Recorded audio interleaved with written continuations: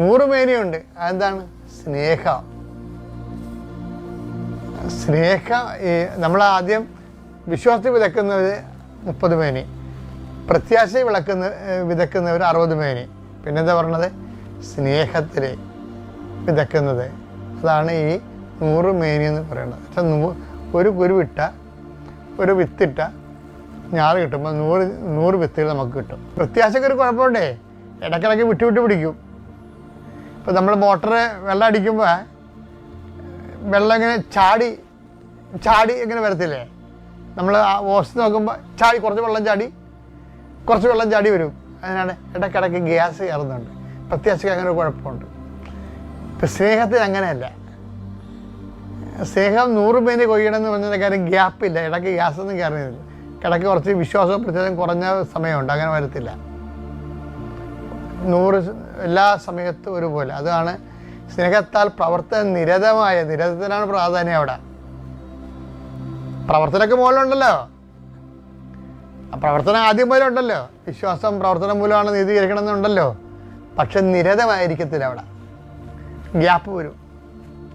എല്ലാവരുടെയും അണ്ണന്മാരുടെ കാര്യം അത് തന്നെയാണ്, എൻ്റെ ഉൾപ്പെടെ. എന്താ കാര്യം? പെട്ടെന്നൊരു ചൈതന്യം കയറി നടക്കുന്ന ചില ദിവസങ്ങളിലെ പ്രാർത്ഥനകൾ. ഇപ്പം ഞാൻ തന്നെ, എനിക്കാണെങ്കിൽ കന്യ നമസ്കാരം ചില സമയത്ത് മുടങ്ങിയിട്ടുണ്ട്. ഞാൻ വീണ്ടും എടുത്ത് കഴിയുമ്പോൾ ഞാൻ പറയും, കർത്താവ് ഇത് നേരത്തെ ആകാമായിരുന്നല്ല. പക്ഷെ നേരത്തെ ആയില്ല, ഗ്യാപ്പ് വരുന്ന അവിടെ.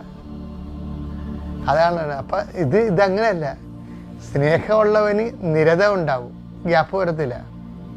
അപ്പം കുറച്ച് ആൾക്കാർ ആരംഭശൂരത്തും കൊണ്ട് കുടുംബ പ്രാർത്ഥനയൊക്കെ കൃത്യം വന്നുകൊണ്ടിരിക്കും. 2-3 ആഴ്ച കഴിയുമ്പോൾ ആരെങ്കിലും കൂട്ടുകാരൻ വന്ന് വയ്യാവേലി വിളിച്ചുകൊണ്ട് പോയി നിന്നെ ടെസ്റ്റ് ചെയ്യാൻ വേണ്ടിയാണ് വിടണമെന്ന് നിനക്കത് മനസ്സിലായില്ല. പക്ഷെ ആ സമയത്ത് എന്ത് കൊണ്ടുവന്ന് വരുന്നത്? നമ്മളെ ദൈവം ടെസ്റ്റ് ചെയ്യുമ്പോൾ പരിശുദ്ധാത്മാവ് ഉണ്ടെങ്കിൽ ഭയങ്കര വിജിലുണ്ടാവും. കേൾക്കുക, ഞാൻ പ്രാർത്ഥന കഴിഞ്ഞിട്ട് നിങ്ങൾക്ക് സംസാരിക്കാം, കേൾക്കാം, ഒരു കുഴപ്പമില്ലെന്ന് പറയും. അല്ല ഇത് കേൾക്കണം, ഇത് കേട്ടേ പറയത്തുള്ളൂ, ഇത് ചെറിയൊരു മിറ്റയുള്ളതൊക്കെ പറയുകയാണ്.